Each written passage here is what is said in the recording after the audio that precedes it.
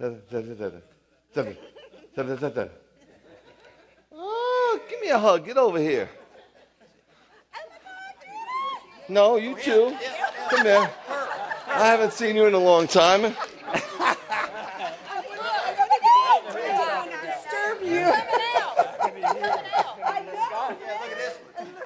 Arizona is in the house.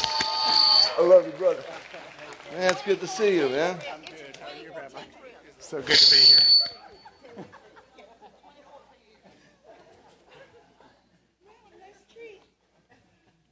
Man, it's good to see you guys. All you guys, but you know, they've been with us forever, and then they got called to Tennessee, Maryville, right? You know you're from Maryville. If you say it Maryville, you know you're from New York City, right? That's a beautiful area. I preached up there, and right in that area, I stayed in Maryville, and there's a beautiful nature walk and the whole thing there, right? Yeah, clean as can be. People sweet as could be. Man, you must really miss Macon, I bet, huh? Yeah, we miss you too. It's so good seeing them, huh? All right. Okay, so what are we going to do? We're going to do something, right? Yeah. All right.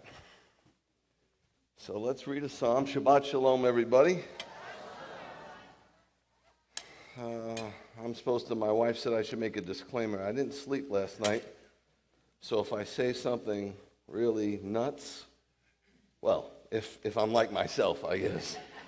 But this could be especially weird today. All right. Let's see. We're going to read, I think I'm getting some kind of feedback of some sort. No? Am I imagining it? It's happening, right? Okay, yeah. See if you guys can technologically tighten up the screws, Sloppy Joe. I'm going to read something that's not the greatest psalm, and it's not the greatest section in the Bible. It is the best loved poem in all of literature. Hands down. This is my non-opinion. This is general populace. It's Psalm 23. It's something that Christians are all too familiar with. It's something that Jewish people are all too familiar with. And I'm serious when I tell you I could probably preach on this till Yeshua returns. So I'm gonna really try to not be long-winded. But this is so rich. I really want to encourage you when you read the Bible to break down the words. Otherwise, there's no way you will understand what they're saying. But if you do break down the words, it will break you down. You won't be able to read it standing. I guarantee you, man. And everything hinges on this pronoun in the first sentence. It says, Adonai is my shepherd. It's got to be personal. He's not the shepherd. He's not your shepherd. It's got to be very personal. And the rest of the psalm, if that's true for you, if that's really, really true, you know, and sheep really pay attention to their shepherd. They don't ask questions, you know, and don't think, I'm an under-shepherd. I'm not the shepherd. The Lord is your shepherd. I've told you that a million times. People that go to church and think that's their shepherd, that's their pastor, they're out of their minds. He's at best an under-shepherd, at best. And his job is supposed to connect you with the shepherd. That shepherd is available 24/7. Never are you going to get a busy signal. Never is there going to be a call waiting. I mean, never. I've never, ever, in my 30 years of walking with the Lord, never, ever did I feel him put me on hold. Never. And he's not doing that for me because I'm special. He's doing that because he's special. So Adonai is my shepherd. I lack nothing. You know, some of you are a little bit older. My mom, those kinds of people. I was telling my son the other day, you know, he met some interesting people, and I told him that your grandfather was a ranger in World War II. They're different than it is now. Now you have to make the team. Then it was a voluntary force. You just volunteered. And what they would do, because I've met some rangers actually, My father died when I was young. They would take 10 of these volunteers, and they'd say, you want to volunteer? And they would pick 8 of them, and they'd say, take a step forward. And they'd say, you will not return. You won't. Only 2 of you will return from that war. Do you still want to volunteer? So you think my dad was a patriot? If my dad was alive today, he'd have a coronary with what's going on. And I don't mean morally. Just a coronary.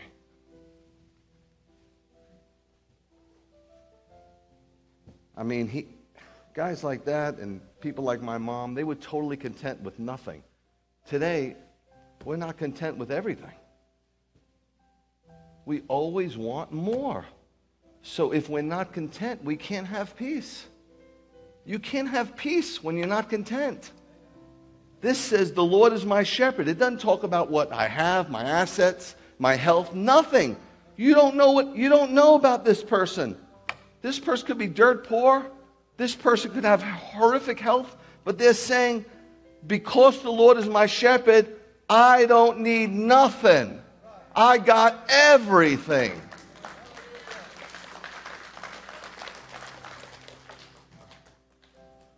He has me lie down. That's peace, man. That talks about peace. That talks about rest. People are not at peace today. They're anything but. If you could see in the spiritual realm, when I see people and I see their guardian angel, this is what I see. This is what I see their guardian angel doing.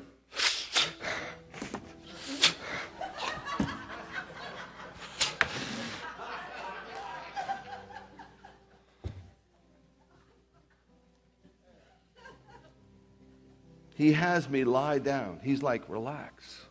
I got this. You got to get it out of your head that he's depending on you.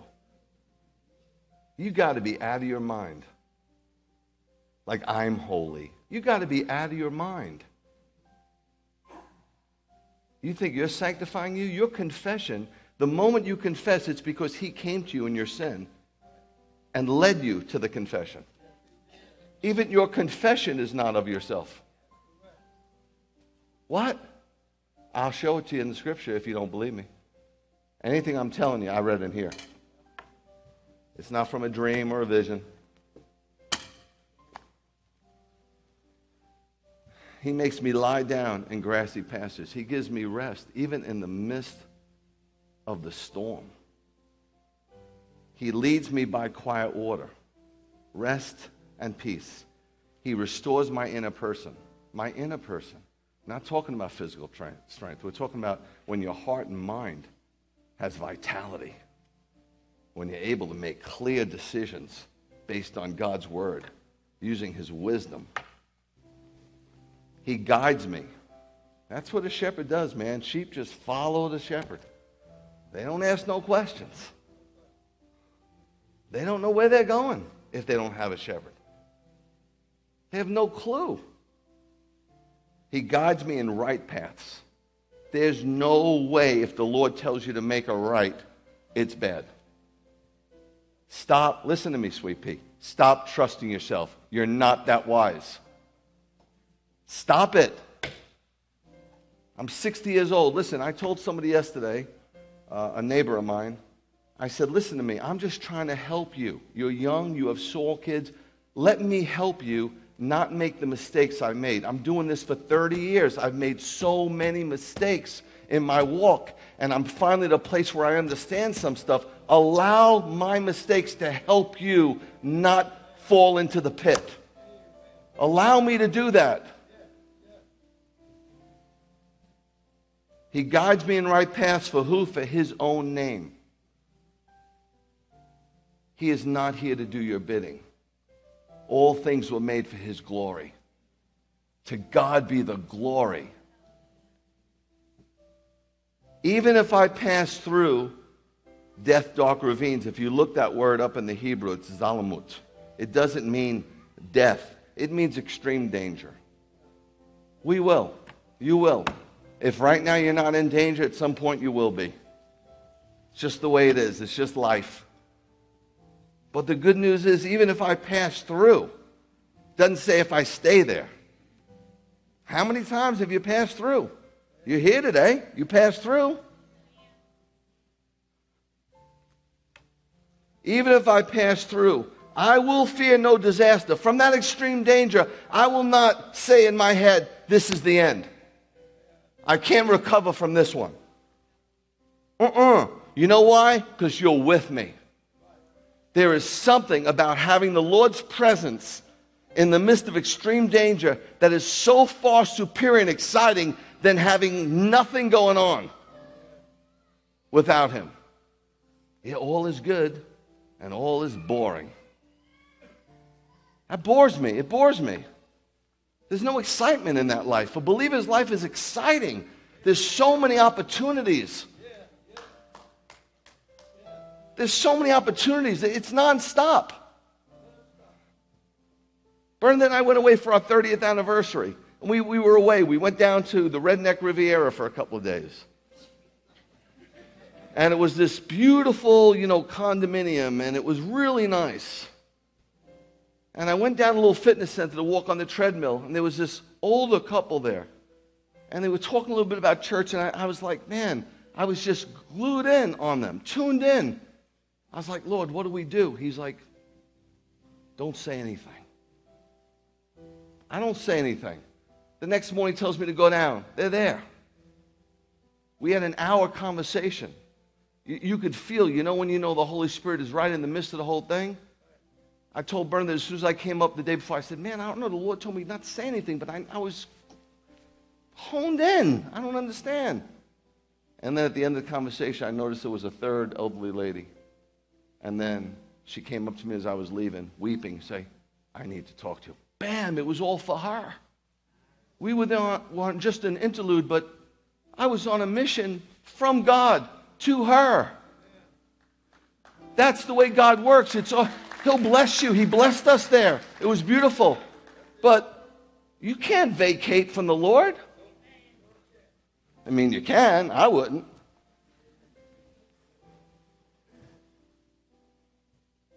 Your rod and your staff, if you look those things up, your rod talks about authority.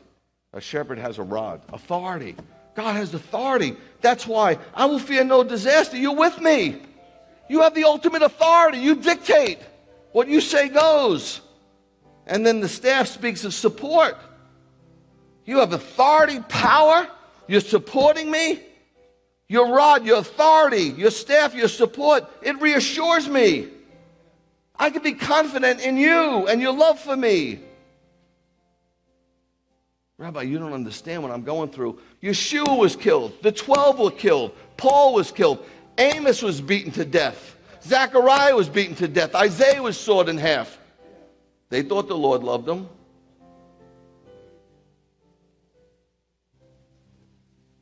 You prepare a table, shulchan in the Hebrew, that's the king's table. You are called to his table. A table in Judaism is intimacy. It's not what we think in our Western mindset. You prepare a table, your table, and you invite me to the table, even as my enemies watch. Eastern hospitality, this first century, man, guarantees the security of the guest. You anoint my head. No, not for preaching. I know every time we think anointed, we think, oh, that guy's so anointed. He's so anointed.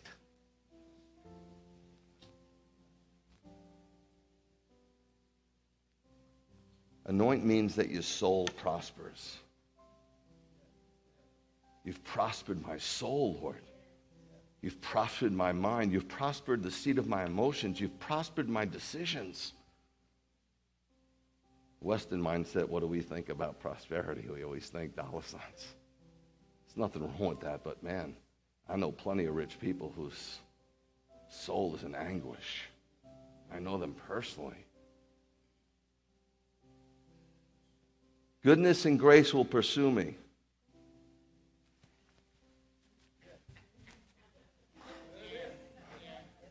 I can't get away. It's coming after me. God's goodness, his presence, his favor. Stop thinking money. It's going to come after you if you walk with the Lord. You can't get away from it. It's coming after you.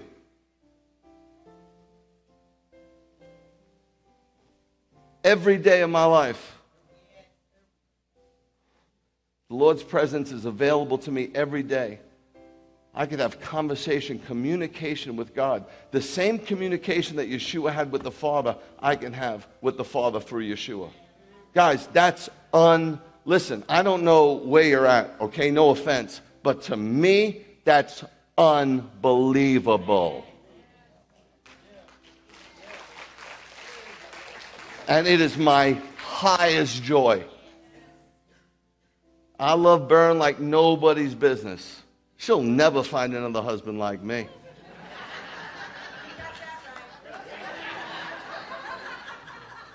And my kids in my heart, but I'm going to tell you something. Before they all wake up and I'm in my little room with the Lord, I am one very happy camper. And if you come by that early morning and you open up the door, you'll see what I'm doing. And you'll hear my tears in the presence of the Lord. And they are happy tears.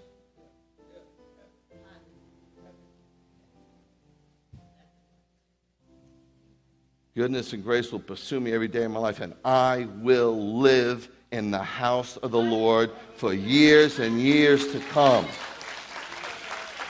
This is only the beginning. I'm not even home yet. You're not even home yet. This is so great now, and I'm not even home yet. I'm going to be escorted. I'm going to be escorted by God's goodness and God's love until I reach Daddy's house. You believe it today. You leave here different today. You hear me? Don't leave here the same. Don't stay in that stinking thinking about how bad it is. How bad it is. It was bad for Yeshua. And because it's bad for Yeshua, it's good for you. You don't have to hang in there because he's already hung up there. Get a glimpse of eternity. Get a glimpse of what's coming. Don't just live in the here and now. This is passing, man. This is passing. This is fleeting. Your body, make it look good for the worms to eat. Because they're coming for you. But that resurrected body is going to be gorgeous.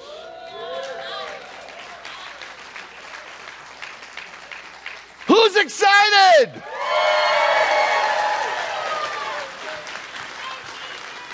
Hallelujah. Good, we're not alone. Thank you, Father. Thank you for being the blessing you are.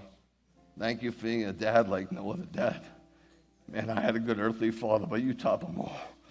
You're unbelievable. Just unbelievable. Just unbelievable. I hope we fall in love with you more today.